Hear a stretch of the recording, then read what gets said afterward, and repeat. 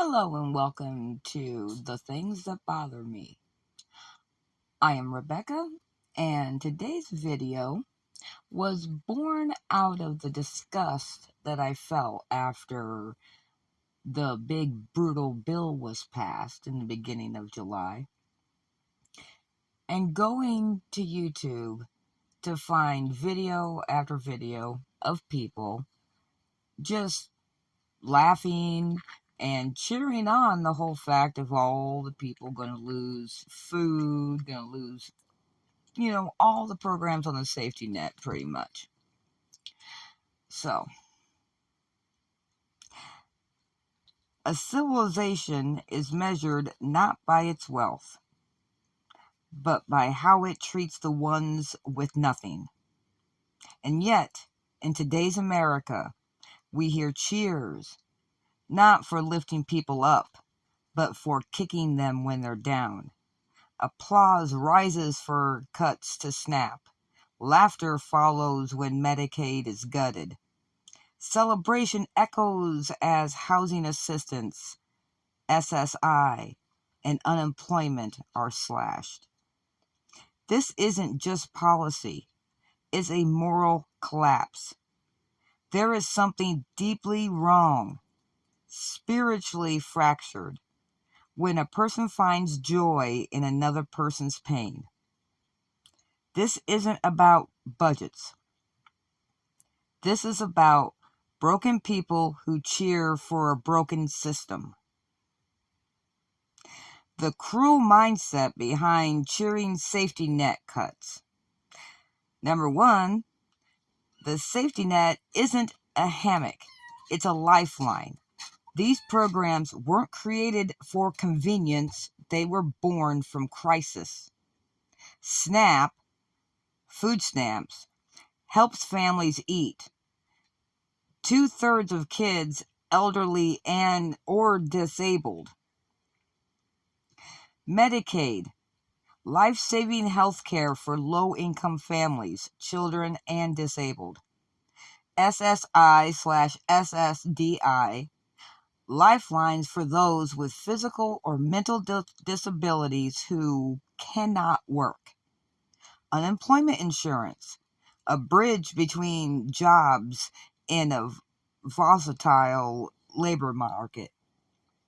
Section 8/HUD provides housing support for families who'd otherwise be homeless.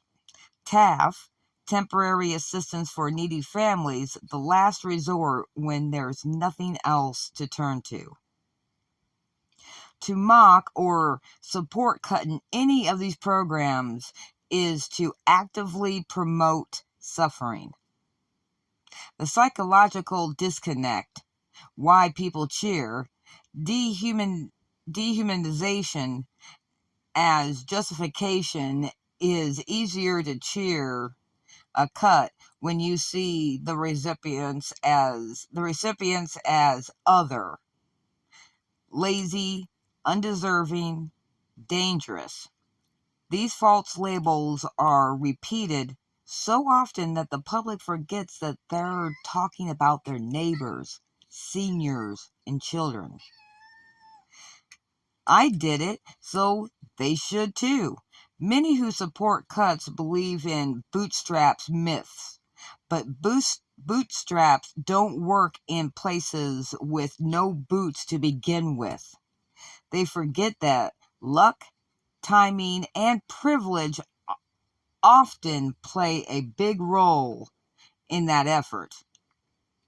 The need to punch down when the system is falling on everyone. Some find relief in punching those even lower on the ladder. It's not justice. It's bullying cloaked in patriotism or religion. The moral collapse behind the applause. There is no joy in starving children. Yet some laugh when school meal programs are cut or when SNAP benefits are taken. This is not policy debate. This is cruelty.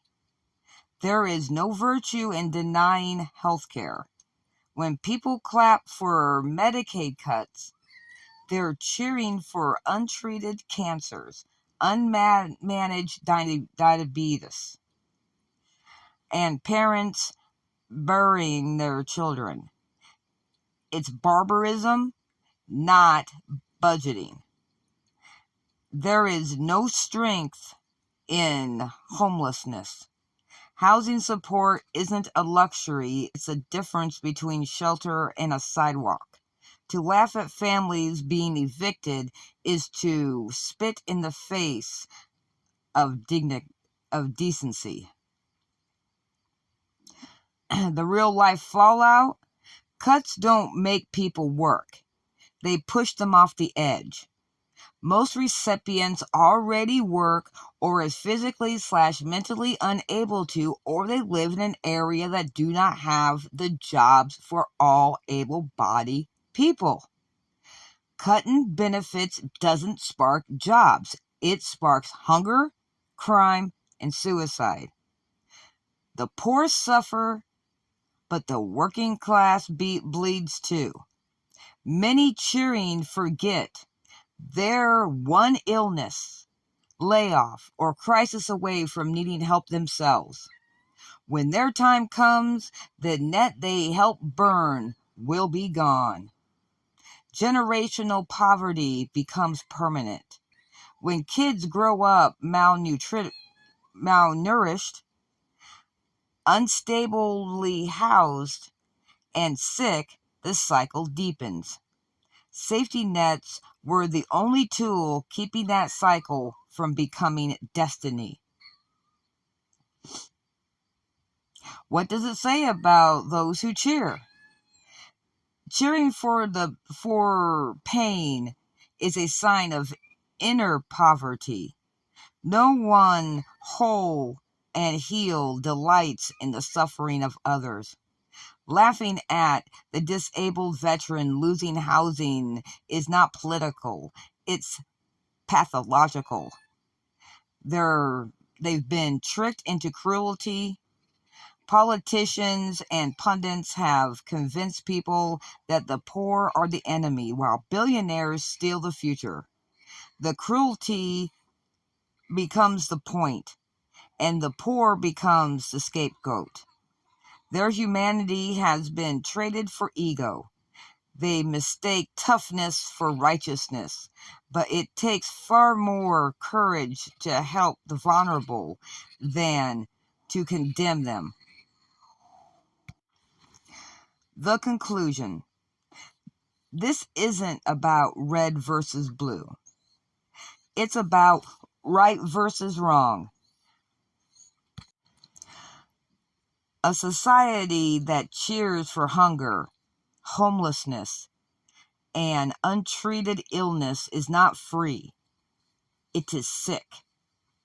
The people laughing at the safety net being shredded may believe that they're winning, but when the storm comes, and it will, there will be no net left for them either.